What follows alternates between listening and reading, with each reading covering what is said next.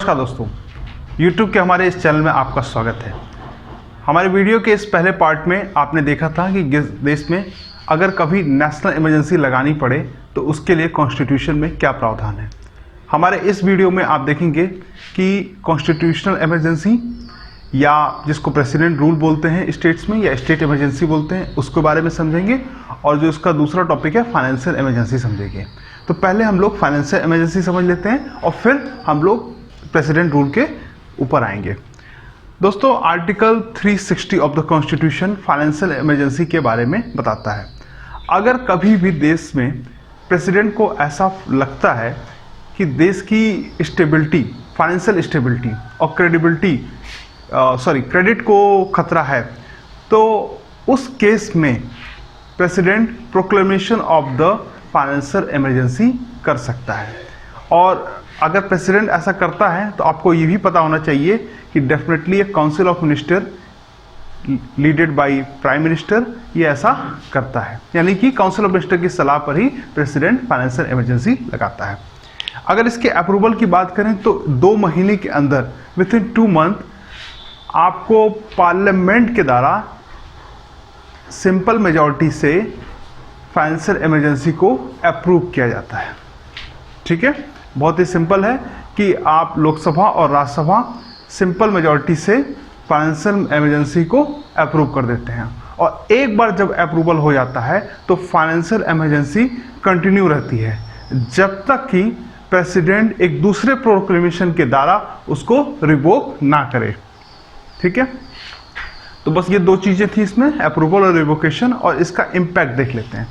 तो इसमें अगर इम्पैक्ट देखा जाए तो 4 इम्पॉर्टेंट इम्पैक्ट होते हैं। पहला इम्पैक्ट ये है कि प्रेसिडेंट सभी गवर्नर्स को ये कह सकता है कि स्टेट के जो भी मनी बिल्स हैं उस टाइम में जब फाइनेंशियल इमरजेंसी देश में लगी हुई है तो स्टेट में जो भी मनी बिल्स हैं वो प्रेसिडेंट के कंसिडरेशन के लिए उसको रिजर्व किया जा सकता है। ठीक है, इसके अलावा प्रेसिडेंट स्टेट को ये डायरेक्ट कर सकता है कि आप अपने फाइनेंशियल मैटर को कैसे सॉल्व करो, यानी कि फाइनेंशियल मैटर में सेंटर स्टेट को सलाह दे सकता है। ठीक है, इसके अलावा सेंटर सभी क्लास के, चाहे वो A ग्रेड हो, चाहे B ग्रेड हो, चाहे C ग्रेड हो, चाहे D ग्रेड हो, सभी ग्रेड के, सभी क्लास के जितने भी गवर्नमेंट एम्प्लॉय हैं सबके सैलरी और उनके अलाउंसेस को कम कर सकता है। इसके अलावा जो इसका चौथा इम्पैक्ट होता है फाइनेंशियल इमरजेंसी में, सेंटर स्टेट को यह बोल सकता है कि आप अपने जो स्टेट गवर्नमेंट के एम्प्लॉय हैं उनके सैलरी और अलाउंसेस को दिस परसेंटेज, मतलब उस समय वो परसेंटेज बता देगा कि 10%, 20% या 30% आप अपने सैलरी और अलाउंसेस को कट कीजिए। इसके अलावा फाइनेंशियल इमरजेंसी के केस में सुप्रीम कोर्ट और हाई कोर्ट के जजों की सैलरी को भी काटा जा सकता है। ठीक है, तो इस तरह से आप लोगों को फाइनेंशियल इमरजेंसी समझ में आई होगी। इसके नेक्स्ट पार्ट जो है आर्टिकल 356 के बारे में अब हम लोग डिस्कस करेंगे। इसको हम लोग प्रेसिडेंट रूल भी बोलते हैं या कॉन्स्टिट्यूशनल इमरजेंसी बोलते हैं या इसको स्टेट इमरजेंसी भी बोलते हैं। इसको ऐसा क्यों बोलते हैं? क्योंकि जो स्टेट की जो भी गवर्नमेंट होती है इसको हटाकर ये जो सारी पावर होती है वो सेंटर की तरफ शिफ्ट हो जाती है, और यहाँ पे थ्रू प्रेसिडेंट रूल किया जाता है सेंटर के द्वारा, इसीलिए इसको प्रेसिडेंट रूल भी बोलते हैं। तो आर्टिकल 356 प्रेसिडेंट को ऐसी पावर देता है कि अगर उस स्टेट में कॉन्स्टिट्यूशनल मशीनरी का फेल्योर होता है या स्टेट सेंटर के द्वारा दिए गए डायरेक्शंस को मानने से मना कर देता है या किसी प्रकार की लॉ एंड ऑर्डर की प्रॉब्लम होती है, तो उस सिचुएशन में सेंटर चाहे तो स्टेट गवर्नमेंट्स की पावर को हटाकर अपने पास जो होती है स्टेट गवर्नमेंट की जो भी पावर है वो अपने पास शिफ्ट कर सकता है, और ये सेंटर गवर्नमेंट थ्रू प्रेसिडेंट उस स्टेट पे रूल करना स्टार्ट कर देती है। लेकिन दोस्तों एक चीज़ कही गई है कि power comes with responsibility. Article 356 power को बताता है, तो रिस्पॉन्सिबिलिटी क्या है? अगर आपको रिस्पॉन्सिबिलिटी समझनी है तो आपको 2 और आर्टिकल को समझना होगा, आर्टिकल 355 और आर्टिकल 365। आर्टिकल 355 क्या कहता है? आर्टिकल 355 में ये कहा गया है कि ये ड्यूटी है, ये रिस्पॉन्सिबिलिटी है सेंट्रल गवर्नमेंट की कि ये देखना कि जो भी स्टेट गवर्नमेंट में कामकाज हो रहा है वह कॉन्स्टिट्यूशन के अकॉर्डिंग हो रहा हो। ये ड्यूटी है सेंट्रल गवर्नमेंट की कि स्टेट गवर्नमेंट में जो भी कामकाज हो रहा हो, जो भी उसकी मशीनरी वर्क कर रही हो, वो कॉन्स्टिट्यूशन के प्रावधानों के अनुसार काम हो रहा हो वहां पर। ठीक है। और आर्टिकल 365 ये कहता है कि अगर स्टेट गवर्नमेंट सेंटर के द्वारा दिए गए डायरेक्शन को मानने से मना करती है तो वहां पर आर्टिकल 356 का यूज किया जा सकता है। यानी कि अगर इन दो आर्टिकल को कंबाइन करें तो हम समझ पाएंगे, आर्टिकल 355 और आर्टिकल 365 को कंबाइन करें तो हम समझ पाएंगे कि किस प्रकार से आर्टिकल 356 में सेंट्रल गवर्नमेंट को पावर मिलती है। तो हम समझे कि आर्टिकल 356 में जब भी प्रेसिडेंट रूल लगता है तो वहाँ की जो इस्टेब्लिश गवर्नमेंट होती है उसको एक तरह से सस्पेंड कर दिया जाता है और वहाँ पर प्रेसिडेंट का रूल लग जाता है, प्रेसिडेंट की अथॉरिटी आ जाती है, लेकिन वो एक्चुअली पावर सेंट्रल गवर्नमेंट के हाथ में चली जाती है। ठीक है दोस्तों, ये एक चीज़ नोटिस की गई है कि जो आर्टिकल 356 है शुरू से ही बहुत कंट्रोवर्शियल रहा है। बहुत बार ऐसा देखा गया है कि अपने राजनीतिक हितों को साधने के लिए केंद्र सरकार ने अलग पार्टी के द्वारा रूल किए गए राज्य सरकारों को हटाकर वहां पे प्रेसिडेंट रूल को इम्पोज किया है। जैसे मैं आपको एक घटना बताता हूं, 1977 में जब जनता दल की गवर्नमेंट पावर में आती है, इमरजेंसी के बाद, इंदिरा गांधी द्वारा जो इमरजेंसी लगाई गई थी उसके बाद जब जनता गवर्नमेंट पावर में आती है तो वो 9 स्टेट ऐसे थे जहां पर कांग्रेस का रूल था और वो सिर्फ इस बेसिस पे वहां पे लगा देती है, वहां पर प्रेसिडेंट रूल इम्पोज कर देती है, वहां की स्थापित गवर्नमेंट को हटा देती है और 9 स्टेट्स में सीधा का सीधा प्रेसिडेंट रूल लगा देती है। और उसका ये कहना था कि यहाँ पर इसने इन सभी गवर्नमेंट ने ट्रस्ट को खो दिया है। ट्रस्ट बहुत ही सब्जेक्टिव टर्म है। इसी प्रकार से जब वापस से कांग्रेस गवर्नमेंट आती है तो वो क्या करती है, जहां पे भी जनता गवर्नमेंट के द्वारा शासन हो रहा होता है, ठीक है, उन सब की गवर्नमेंट को हटा देती है और वहां पर फिर से एक प्रेसिडेंट रूल लगा देती है और उसका भी एक यही तर्क था। इसी प्रकार से हम देखेंगे कि कोई भी स्टेट बचा नहीं है जहां कभी ना कभी प्रेसिडेंट रूल को लगाया ना गया हो। तो ये हमेशा कंट्रोवर्शियल रहा है। इसके लिए बहुत सारे कमीशंस बने हैं और जिन्होंने बहुत सारे रिकमेंडेशन दिया है, उन रिकमेंडेशंस को हम लोग जो है दोस्त, एक इम्पॉर्टेंट केस था SR बोम्बई केस। इस SR बोम्बई केस में सुप्रीम कोर्ट ने बहुत सारे गाइडलाइन दिए जिससे मिसयूज ऑफ आर्टिकल 356 या प्रेसिडेंट रूल को मिसयूज को रोकने के लिए कई सारे गाइडलाइन दिए और इन बहुत इंपॉर्टेंट है, बहुत सारे एग्जाम्स में इसको पूछा जाता है। इसको थोड़ा आप ध्यान से समझिएगा। इसका जो पहला गाइडलाइन था कि सेक्युलरिज्म एक बेसिक फीचर है कॉन्स्टिट्यूशन का और कोई भी स्टेट गवर्नमेंट अगर एंटी सेकुलर पॉलिटिक्स या कम्युनल पॉलिटिक्स को बढ़ावा देता है तो इस बेसिस पे वहाँ की स्टेट गवर्नमेंट को हटाया जा सकता है और वहाँ पे प्रेसिडेंट रूल को इम्पोज किया जा सकता है। यानी कि कोई भी धर्म के बेसिस पे एक स्टेट गवर्नमेंट वहाँ पे पॉलिटिक्स करता है, हिंदू मुस्लिम को लड़ाने की कोशिश करता है, दंगों को बढ़ावा देता है, तो इस बेसिस पे आर्टिकल 356 वहाँ पर इम्पोज किया जा सकता है। दूसरा इसका जो गाइडलाइन था कि अगर कोई गवर्नमेंट मेजॉरिटी को लूज करती है, यानी कि सपोज करो कि कोई गवर्नमेंट है और इस तरह की बात होती है कि उसके विधायक वहाँ पे इस्तीफा दे देते हैं और उसके पास मेजॉरिटी नहीं रह जाती है, तो इस बात का फैसला कि उस गवर्नमेंट के पास मेजॉरिटी है कि नहीं सिर्फ और सिर्फ फ्लोर टेस्ट के द्वारा किया जाएगा। ऐसा नहीं होगा कि स्पीकर ने बोल दिया या गवर्नर ने बोल दिया तो उसको मान लिया जाएगा। बाकायदा असेंबली बुलाई जाएगी, वहाँ पे फ्लोर टेस्ट होगा और वहीं पे पता लगाया जाएगा कि कोई रेस्पेक्टिव स्टेट गवर्नमेंट के पास मेजॉरिटी है या नहीं है। इसके अलावा इस केस से पहले जो प्रेसिडेंट रूल था वो प्रेसिडेंट के द्वारा जो प्रोक्लेमेशन किया जाता था वो जुडिशियल रिव्यू के अंदर में नहीं आता था, लेकिन SR बोम्बई केस में यह बताया गया कि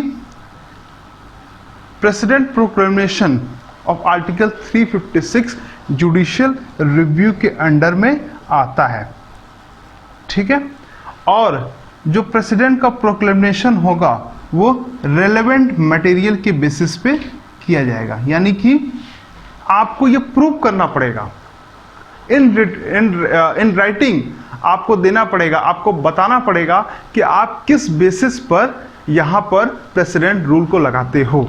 और अगर वो रेलेवेंट मटेरियल जुडिशियल रिव्यू में सही नहीं पाया गया तो उस प्रेसिडेंट रूल को, आर्टिकल 356 के इम्पोजिशन को इनवैलिड और इनकॉन्स्टिट्यूशनल करार दिया जाएगा, और इस प्रकार वहाँ पे जो स्टेट गवर्नमेंट है उसको जुडिशरी के द्वारा रीस्टोर भी किया जा सकता है। ठीक है, तो रीस्टोर करने का भी जो है वो प्रावधान है यहाँ पर। ठीक है, इसके अलावा किसी भी चुनी हुई सरकार को हटाने से पहले, डिसॉल्व करने से पहले, किसी भी स्टेट असेंबली को डिसॉल्व करने से पहले मैंने बताया था कि स्टेट इमरजेंसी पहले लग जाती है और उसके 2 महीने के अंदर उसको पार्लियामेंट के द्वारा सिंपल मेजॉरिटी के द्वारा अप्रूवल कराना पड़ता है। तो बिना अप्रूवल किए हुए किसी भी स्टेट असेंबली को डिसॉल्व नहीं किया जा सकता है। Dissolution of the state assembly will not occur without approval of the parliament by simple majority. Dissolution of state assembly. ठीक है, इसके बाद जो नेक्स्ट हम देखेंगे वो होगा आपका पुंछी कमीशन की रिकमेंडेशन को देखेंगे।